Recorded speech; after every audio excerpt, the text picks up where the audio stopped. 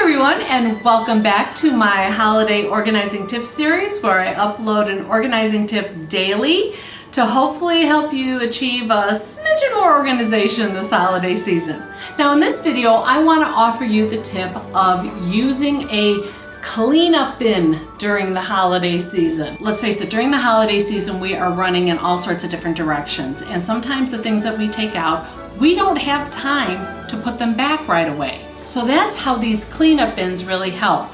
You put them in the main areas of your home. When you find you don't have time to put something away right then and there, pop it into this bin, and then at the end of the day, take 5 or 10 minutes, grab this bin and walk around your home, putting the items that are in here back in their rightful place.